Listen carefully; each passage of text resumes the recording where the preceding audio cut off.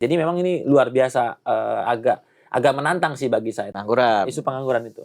Nah, pengangguran itu bagaimana, Kang? Kalau misalnya Kota Serang ini kan, apakah, nilai investasi kemudian linear dengan jumlah angka Ya. penganggurannya? Nah, memang banyak variabelnya yang menyebabkan Kota Serang ini, ya minim investment sehingga kemudian sulit untuk, ada pusat ekonomi baru atau ada perkantoran atau segala macam sehingga menyerap tenaga kerja juga agak kosong. Nah ini memang multi lah, ada yang kemudian memang banyak warga Kota Serang juga kok nggak kompeten gitu Iya kan. iya. Jadi ketika lamar pekerjaannya nggak punya kompetensinya, akhirnya kan nggak ada yang menarik, nggak tertarik segala macam.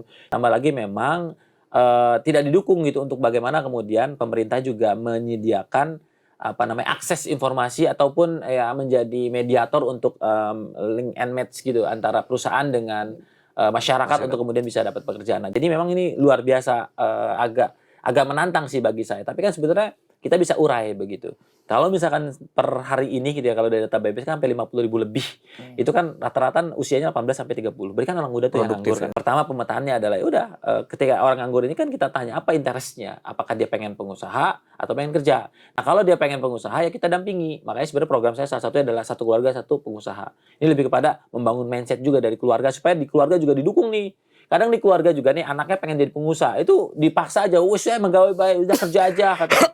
"Gak bakal ini segala macam." Nah, ini kita juga harus mulai ini kan juga. Nah, ketika dia memang sudah interest menjadi pengusaha, kita tinggal fasilitasi. Gitu, fasilitasi usaha-usaha apa yang memang potensial. Gitu, kebutuhan apa yang memang harus disiapkan kayak Iya gitu iya. ya.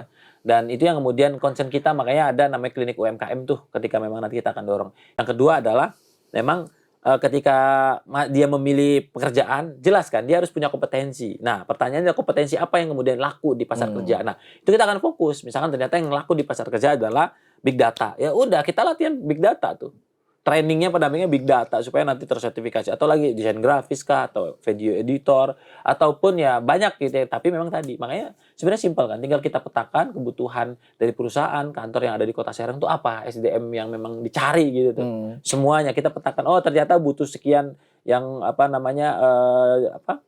skill ini, skill A, skill B dan segala macam. Udah kita fokus ke situ pelatihannya. Makanya program saya selalu BLK Mobile. Sehingga apa? Sehingga dua ini jalan paralel. BLK Mobile ya? Iya, BLK Mobile latihan keterampilan mobile. Sehingga mereka punya keterampilan. Nah, ini kemudian kita saling dan sebenarnya kan ini juga akan saling melengkapi begitu. Kenapa? Ketika misalkan dia pengen kerja gitu kan, kemudian mereka dapat pelatihan supaya dapat kompetensi tertentu yang laku di Keahlian pasaran, ya? keahlian sehingga kemudian dia bisa diterima kerja.